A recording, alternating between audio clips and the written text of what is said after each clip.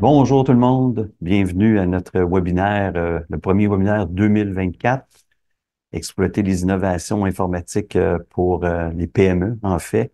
Donc, je me présente, Martin Girard, président directeur général les solutions OneSky. Je vous dirais que je me sens un petit peu fébrile ce matin ou nerveux. Le dernier webinaire date de juin 2023. Euh, du moins, je vais essayer aujourd'hui de faire un tour sur tout ce qui, je crois, peut avoir une forme d'influence pour les PME en 2024, puis faire un petit tour en même temps de qu'est-ce qui s'est passé dans les dernières années versus aujourd'hui. En fait, OneSky existe depuis maintenant près de 30 ans. Notre mission, essentiellement, c'est le service à la clientèle, la continuité d'affaires pour le PME, le support au quotidien, aider les entreprises au Québec à, à, à demeurer performants au niveau des technologies de l'information, faire en sorte que tout communique, tout fonctionne, tout se parle. Et là, je vais plus large en disant que nous, notre expertise, c'est le service, mais vous avez plusieurs fournisseurs autour de vous. Ben, nous, on fait la communication pour faire en sorte que tout va bien se passer. Notre expertise, c'est toujours la communication des périphériques, communication matérielle, vraiment. On n'est pas dans la programmation d'outils logiciels, mais on est vraiment plus dans l'exploitation du matériel avec tout ce qui peut parler à l'intérieur de votre société. Nécessairement, les technologies de l'information, c'est quelque chose qui existe depuis longtemps. Je dis souvent aux gens, ça a plus de 30 ans pour les PME. C'est quelque chose qui dans les débuts, c'était bien d'avoir, puis on pouvait comme ni plus ni moins automatiser des portions de tâches que l'on avait, ou du moins remplacer certaines tâches.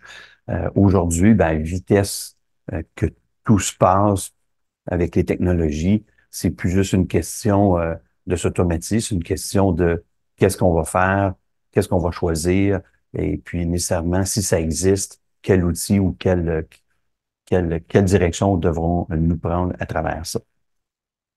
Donc, le contexte, l'adoption des innovations informatiques n'est pas seulement un avantage compétitif, mais une nécessité pour rester pertinent dans un marché en évolution rapide.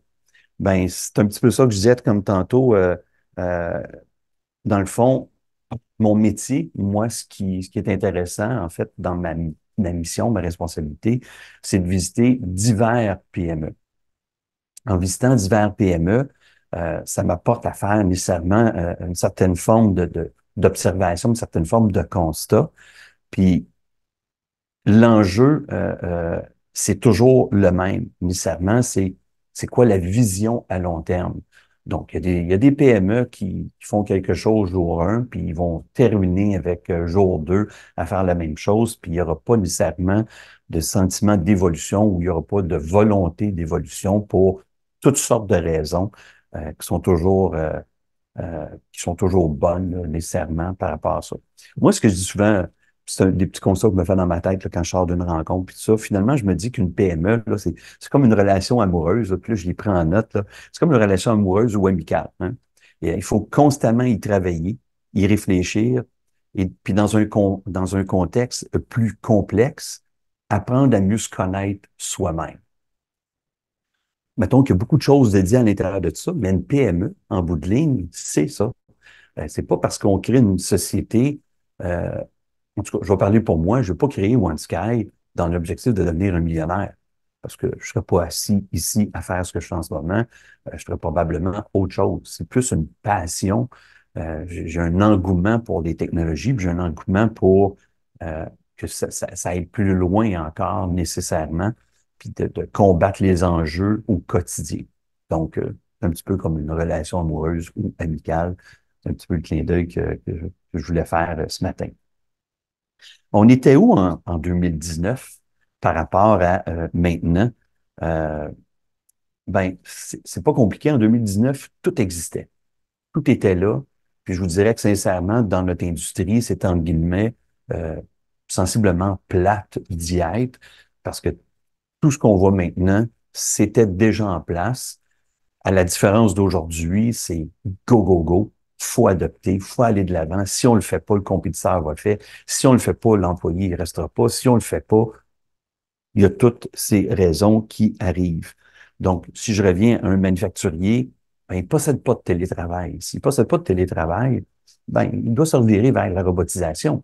Il n'y aura pas le choix. On se comprend.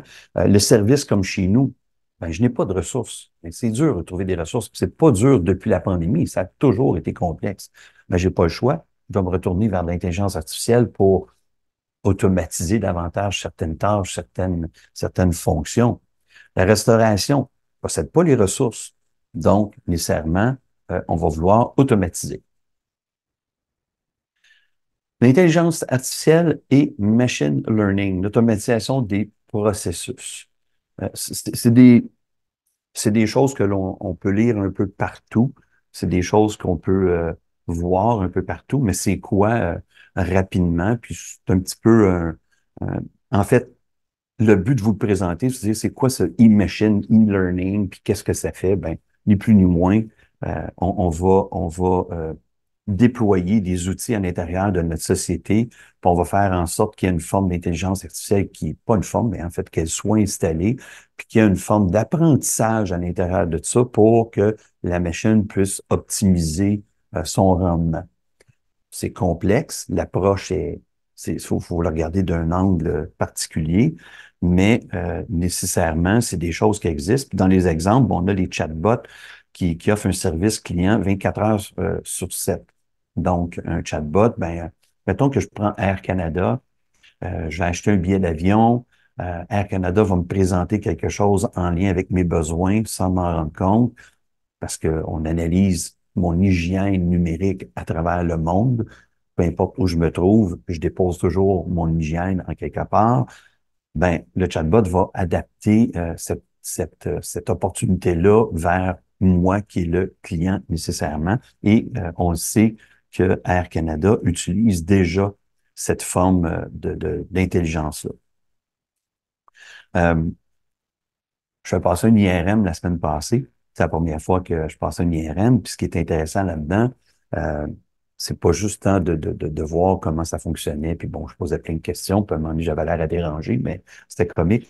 Mais ce que j'ai retenu, c'est qu'en juin 2023, le Centre hospitalier Pierre Boucher, je vais nommer l'endroit, a installé un logiciel qui lui permet de faire l'analyse de ce qu'ils vont avoir récolté lorsque je suis passé dans l'entonnoir, la machine qui a fait le scan, pour justement déceler une certaine forme d'anomalie quelconque. Là, je suis pas médecin, puis je ne me connais pas là-dedans, mais c'est intéressant de voir que c'est déjà en place. Et la question que j'ai posée à la personne, c'est ça fonctionnait comment avant l'intelligence artificielle? Ben, il dit rapidement, on faisait 9 dossiers par jour, maintenant on en fait 14. Bon, j'aurais aimé entendre 50 puis 100, là, parce qu'avec tous les problèmes qu'on vit dans les réseau de la santé, il me semble que ça aurait été le fun. Mais 9-14, c'est quand même énorme si on le met en pourcentage. C'est quand même intéressant. Puis c'est déjà là. C'est pas une question, oui, on en parle, puis oui, on va le faire. Donc, c'est déjà à cette, c'est déjà déployé. Le cloud computing. Bon, le cloud computing, tout le monde connaît cloud computing, tout le monde connaît mon data est dans le cloud et dans le nuage. Euh, et sincèrement, c'est quoi? Ben, c'est tout ce qu'on fait depuis 30 ans. On va aller le déposer maintenant technologiquement à un endroit. Euh, Surtout pour nous, les Canadiens, ça va être déposé au Canada essentiellement. Puis tout ce qu'on va retrouver à l'intérieur de ça, ben, on va pouvoir être capable de déployer de la collaboration des outils. Bon, les outils qu'on peut nommer, que l'on connaît, il y a les suites bureautiques de Google, G Suite, puis il y a les suites bureautiques nécessairement de Microsoft.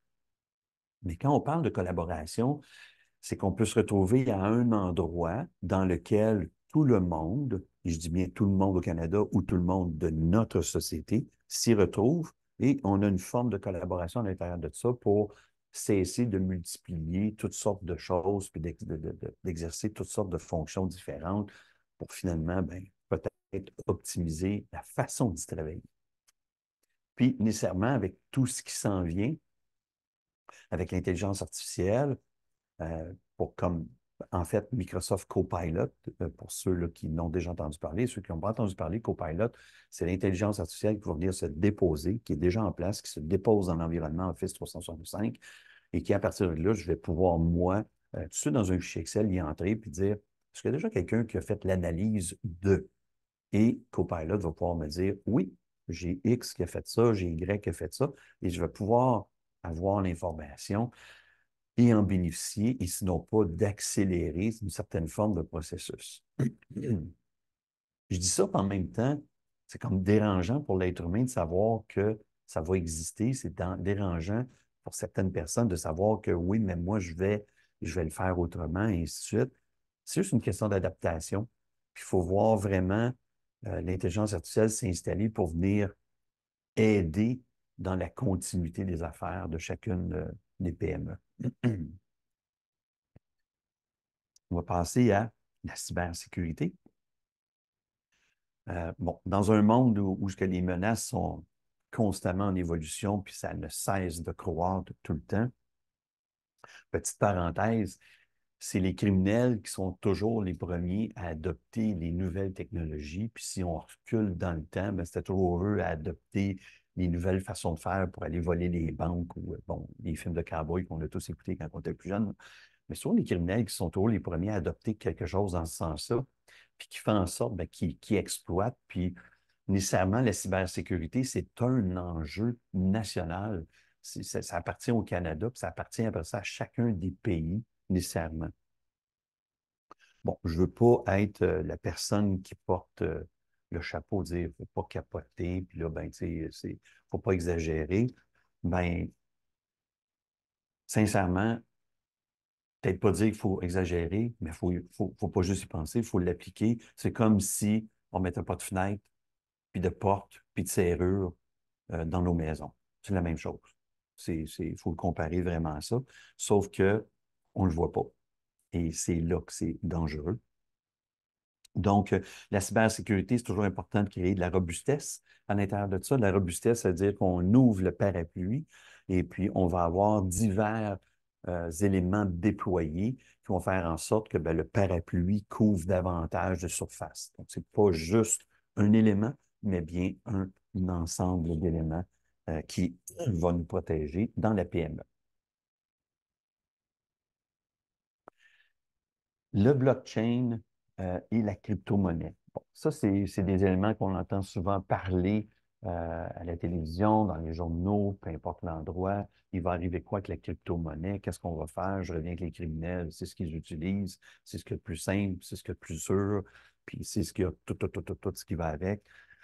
Mais nécessairement, on est déjà là, on c'est déjà présent. Comment est-ce que tout ça va s'installer dans le temps? Ça évolue. Il n'y a pas de Il n'y a pas grand-chose à dire à l'intérieur que ce qui est intéressant là-dedans, c'est l'élément que ça certifie d'un bout à bout la transaction. Donc, c'est ça demain qu'on va devoir avoir pour avoir une meilleure hygiène numérique comparativement à maintenant. Donc, le blockchain, la crypto-monnaie, c'est vraiment quelque chose qu'il faut se tenir couramment informé, aller faire des petites lectures là-dessus, voir qu'est-ce qu'il y en est, puis qu'est-ce qui en découle.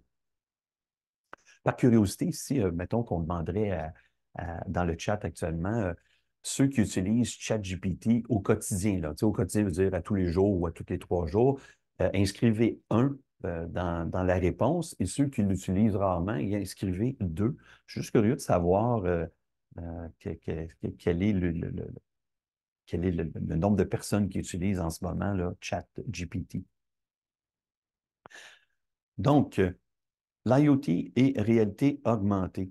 Euh, L'IoT, là, j'en ai déjà parlé en 2023. On parle ici de l'Internet of Things. On parle de tous les périphériques qui s'installent à l'intérieur de votre vie, que ce soit simplement un frigidaire qu'on peut acheter maintenant, puis qui nous offre l'opportunité de la porte est ouverte, donc j'envoie ça sur ton téléphone. Bon, j'ai-tu besoin de ça? Certains vont dire oui, oui, oui. Certains vont dire complètement inutile. Du moment que vous possédez une chose qui s'apparente à l'Internet des choses, hein, en fait, ben, il faut avoir la sécurité, puis il faut savoir que ça communique, il faut savoir que ça analyse les comportements et ça dépose une hygiène de votre côté numérique par rapport à tout ça. Il y a il y a des façons d'installer ces petits éléments-là à l'intérieur de nos vies, tout en utilisant une hygiène qui n'aura pas nécessairement de répercussions dans notre quotidien. Ça, c'est des choses qu'on pourra traiter avec vous, juste à nous appeler, là, puis ça va faire un plaisir de vous donner des petits trucs. Mais c'est là, c'est en place. Ça va toujours aller en augmentation parce que c'est agréable pour certaines personnes, puis désagréable pour d'autres personnes. Mais je pense que ça gagne plus à être agréable finalement à travers ça. Les tendances émergentes, ça, c'est peut-être l'endroit où j'ai plus de temps et d'énergie à vous donner, en fait, dans le sens que euh, l'intelligence artificielle générative, là, euh, ce qui est le fun, c'est que l'intelligence artificielle existe, elle est déjà déployée, elle est déjà dans nos vies, puis nécessairement, euh, c'est quelque chose ce qui est génératif, c'est quelque chose qui est plus elle va apprendre, plus qu'elle va sortir des éléments qui va peut-être améliorer davantage ce que l'on fait déjà. Il y a toutes sortes de pensées sur l'intelligence artificielle, il y a toutes sortes de discussions ou avantages, désavantages. Il faut juste se rappeler que on est juste dans une parenthèse, là, macro, là, on est juste dans une parenthèse de changement et d'adoption. Donc, c'est normal que euh, la route en ce moment, là, il y a plein de bosses, là, puis il y a plein d'opinions à travers ça. Euh, L'intelligence artificielle générative, là, on a tous vu qu'on peut demander à ChatGPT, il existe d'autres petits logiciels, là, mais on pourrait demander de dessiner un robot, dessiner une fleur, dessiner des choses. Ben, c'est ce qu'elle va faire avec le temps. Plus elle va aller, plus elle va être en meilleure position d'établir ce que l'être humain souhaiterait voir, ou du moins ce que même l'intelligence artificielle souhaiterait voir. Donc, c'est quelque chose qui évolue, c'est quelque chose qui est là, c'est quelque chose qui est intéressant. Donc, à voir. On parle du 5G. Euh, bon, je ne vous apprends rien matin, le 5G, là, ça fait déjà quand même un bout que c'est là. Mais c'est quelque chose qui est dur à déployer pour les technologies qui y sont associées, parce qu'on a tout entendu parler de dossiers avec la sécurité nationale par rapport au Canada, puis bon, c'est qui est en arrière de tout ça. Mais du moins, le 5G, ce qui est intéressant, c'est que oui, ça nous donne de la vitesse, mais ça diminue aussi la fameuse latence. La latence qu'on entend très peu souvent parler, mais la latence, c'est le moment entre je pose une question sur l'Internet et le temps de recevoir la réponse. Et c'est pas nécessairement ce que moi j'envoie et ce que je reçois, plus que combien de temps que ça prend entre les deux parties périphériques à communiquer. Et c'est là que le 5G a sa grande force nécessairement pour diminuer cette latence-là, parce que c'est l'enjeu premier. Je donne un exemple, dans les maisons, souvent les gens vont dire, ah, moi chez nous, j'ai 500 par 500 belles, puis je paye pas cher, j'ai un rabais. Bon, au Québec, on le sait que c'est bleu ou c'est jaune. On est toujours dans cette chicane-là, puis c'est correct. C'est bon pour le consommateur. Mais en bout de ligne, ce que je dis souvent aux gens, moi, qu'on est 500 par 500 ou 200 par 200, j'aimerais bien voir votre latence. Et souvent, euh, ça a une relation. Il faut établir une relation, oui, mais très minime, parce que la latence va dépendre de à combien de distance je suis du poteau, à combien de distance je suis de la centrale, à combien de distance je suis certaines périphériques. Donc, nécessairement, la latence, c'est quelque chose d'important. Puis, je vous dirais, à la limite, allez lire sur la latence, demandez à ChatGPT qui a voulu l'expliquer. C'est quand même intéressant. On parle du 5G. Ça va être quoi la prochaine génération? Ben, on est toujours encore dans les débats, les discussions du 6G. Ça s'en vient, mais on est vraiment encore à l'étape 2. On est plus que, on demeure dans le 5G. Les robots collaboratifs. Ça, c'est intéressant. aller faire des petites lectures là-dessus, mais c'est déjà là. Ça existe même depuis avant même 2021, probablement 2019, là, mais du moins dans mes recherches, j'ai trouvé la pizzeria Pazzi, qui est en France et qui nécessairement, allez voir des vidéos, là, P-A-Z-Z-I, euh, c'est des robots collaboratifs qui sont installés. Ils prennent la part de pizza, ils la façonnent, ils mettent la sauce, puis après ça, ben, ils transportent ça dans le fourneau, puis après ça, ils revirent ça, mettent ça dans une boîte, puis ils poussent la boîte vers le client. C'est hyper intéressant. Quand je disais tantôt, la restauration doit robotiser, ben, ça existe, c'est là. Et il y a déjà des gens qui revendent ces robots-là au Québec, euh, sans les nommer nécessairement, mais il y a une petite exposition en mars qui a lieu par rapport à ces petits robots-là. Puis là, c'est toujours, j'entends des fois les gens dire, ouais, ça doit coûter cher. Ouais, c'est vrai que ça coûte cher, tu sais, mais en bout de ligne, on a de la difficulté à trouver des employés, puis bon, tout ce qui va avec la gestion de tout ça, ça élimine pas la ressource humaine, mais ça élimine peut-être une portion qui est en bout de ligne. Peut-être qu'on pourrait le payer 2 fois le prix du robot, puis ça pourrait devenir hyper intéressant. On a McDonald's aussi qui ont automatisé au Texas là, presque à 100% leur McDo. Puis ils veulent nécessairement déployer ce concept-là à travers le monde. Encore, je vous invite d'aller voir ça ou de lire là-dessus, mais McDonald's, pour moi, c'est un exemple de continuité d'affaires. Jour 1, ils sont nés, puis aujourd'hui, c'est encore une référence dans l'industrie. Je connais pas grand PME ou grande entreprise qui peuvent fermer les portes d'une société pendant 6 mois. Ils le mettent à terre, puis ils en recommencent un flambant neuf, puis ça a eu peu ou pas d'impact sur la clientèle, puisque la clientèle a toujours un engouement d'y retourner. Bon, on aime qu'on n'aime pas, c'est là, et ça fonctionne. C'est toujours ce que je me dis. C'est hyper intéressant.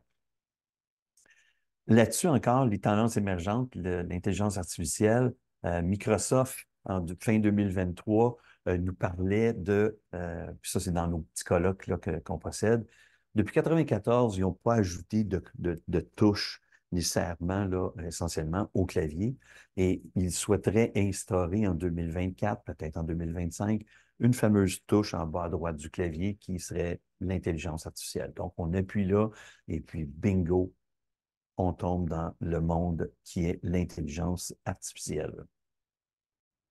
C'est quand même intéressant, ça va vite, c'est intéressant, mais c'est là. L'intégration de l'IA et de l'automatisation.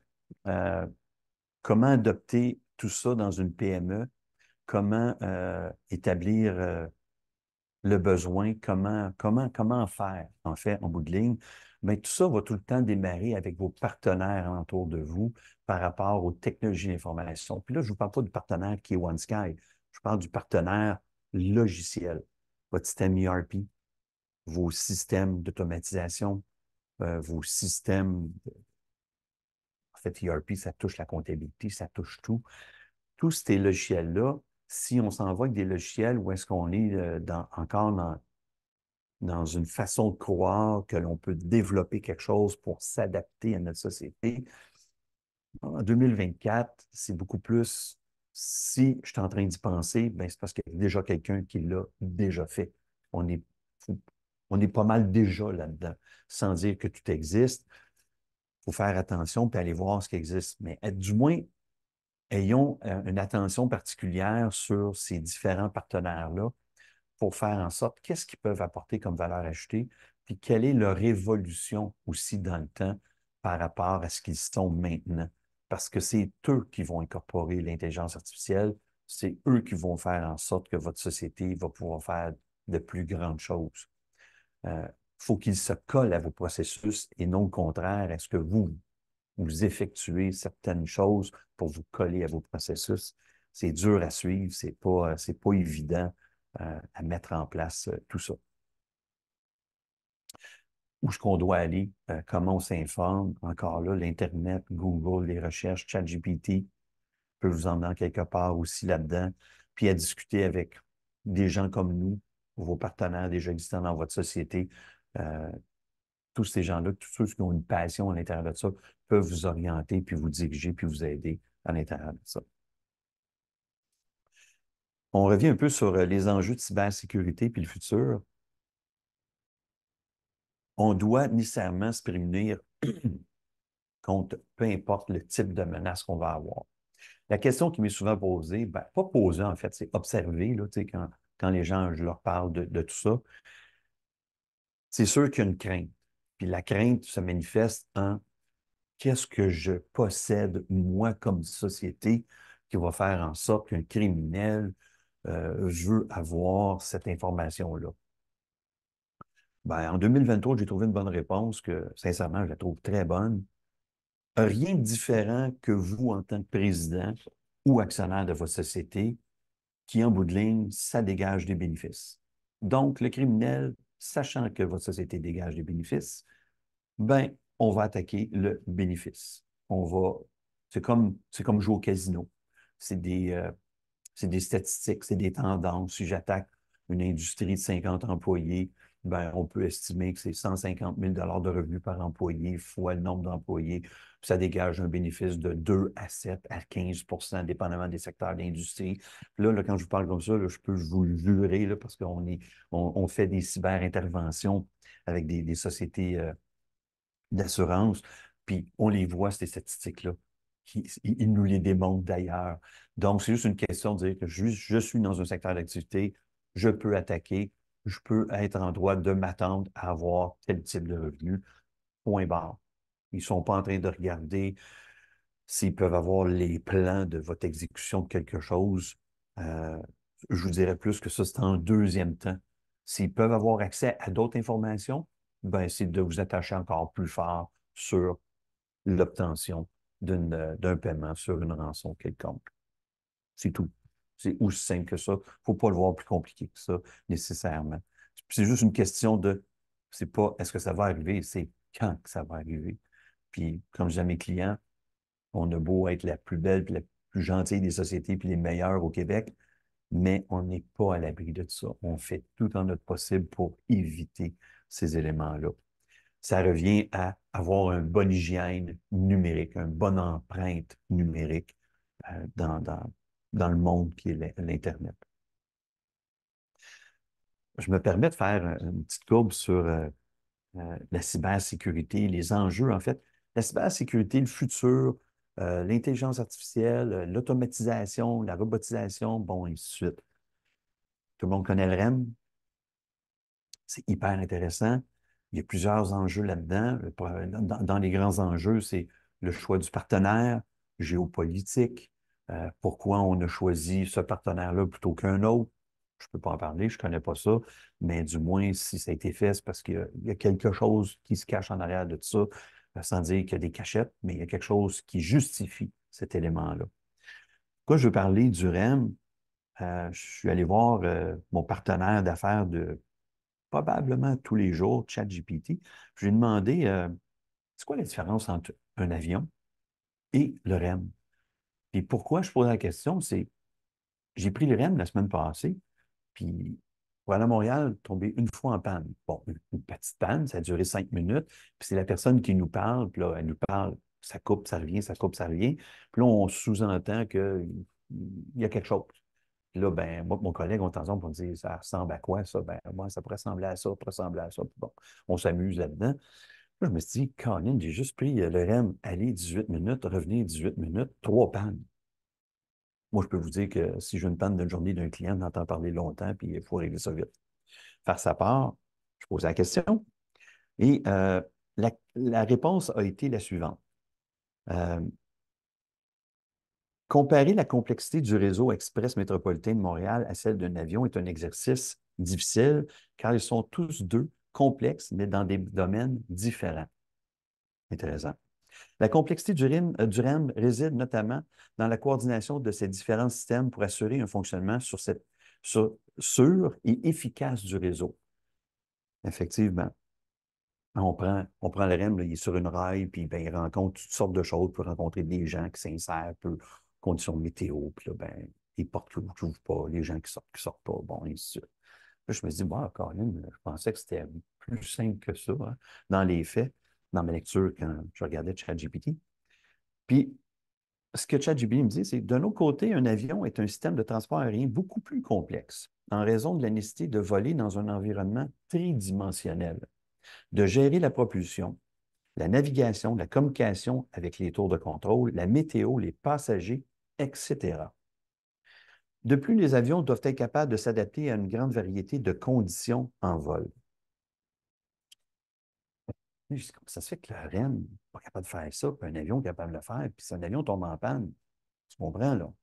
C'est une question de secondes ou de minutes, là, puis l'aventure se termine, puis on entend tous parler. En fait, ce que je veux qu'on retienne dans ce que je viens de vous dire, c'est que les technologies n'arrêteront pas de s'améliorer, puis n'arrêteront pas d'évoluer, euh, parce qu'en arrière de ces technologies-là, c'est l'humain. Puis l'humain, il n'a jamais arrêté d'évoluer. Il a toujours voulu aller plus loin.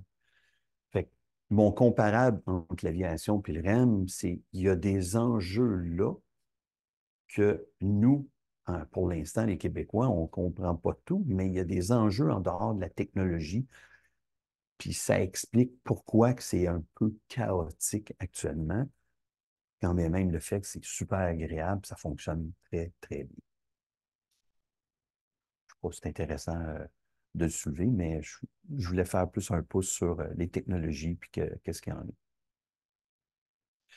Saisir les opportunités technologiques, stratégie pour les PME en 2024, ben l'ère numérique, là, elle offre aux PME une opportunité sans précédent. C'est à nous de voir, en tant que dirigeants, créateurs de bonheur, créateurs de nouvelles choses. C'est à nous de, de s'adapter ou du moins d'innover à l'intérieur de ça. J'ai fait des visites, comme je vous dis, des PME, là, puis j'en fais plusieurs, là, puis je suis toujours surpris de voir comment est-ce que certains dirigeants se renouvellent dans des marchés où est-ce que je me dis, j'aurais peur de me retrouver. Euh, Puis pourtant, je suis un entrepreneur, pour me dire, putain, t'as pas peur, toi, Martin? Ben non, je suis pas différent d'un autre. Sincèrement, pas différent d'un autre. Mais il y a des secteurs d'activité que je peux vous dire qu'il y en a qui ont vraiment pas peur. Puis ils innovent, ils trouvent leur place, puis ils sont en croissance. Ben, félicitations à tout ce monde-là. C'est super, super intéressant. La clé du succès là-dedans, ça réside toujours dans une stratégie, toujours d'avoir des discussions avec ses partenaires, des discussions avec ses employés, comment, comment tout ça évolue, de se projeter dans le temps, nécessairement tout ça. Euh, je finis sur une phrase en disant qu'ensemble, on a le devoir de la continuité de nos prochaines générations. C'est pas juste une question individualiste. C'est qu'on doit s'assurer dans tout ce qu'on fait maintenant que nos prochains vont pouvoir continuer. Puis nécessairement, notre grosse anxiété, en tout cas du moins la mienne, c'est tout ce qui est l'environnement. Il faut vraiment déployer grand effort à l'intérieur de ça parce que c'est pas vrai que ça va continuer là, à bien évoluer, cette histoire-là. Puis là, ben, je me fie aux chercheurs, puis aux grands explorateurs là-dedans, parce que certains vont me dire, ben, la Terre a toujours vécu, puis elle va toujours fonctionner. Oui, mais en même temps, on ne le sait pas, parce qu'on ne sera pas là quand ça va arriver, malheureusement. Donc, sur ça, on peut se laisser sur quelques questions. S'il y a des gens qui ont des questions par rapport à notre webinaire d'aujourd'hui, en espérant que ça a été intéressant. C'est vraiment comme une petite envolée sur ce que c'est maintenant les technologies, puis vers où on se dirige.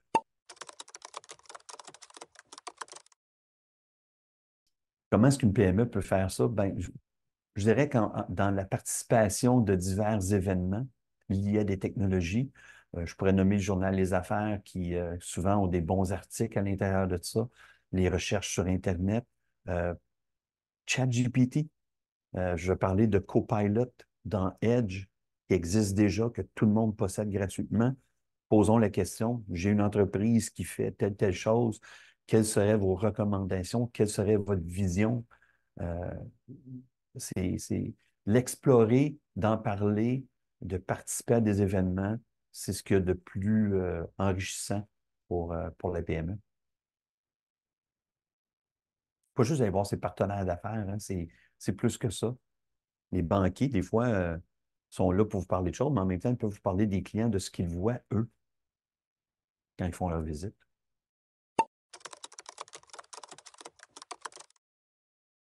Et le principal défi quand on va implanter l'IA dans l'organisation, je vais prendre juste ChatGPT ou Copilot qui est déjà dans Edge, c'est que souvent les gens vont dire, je vais poser la question, puis c'est une drôle de réponse que j'ai eue.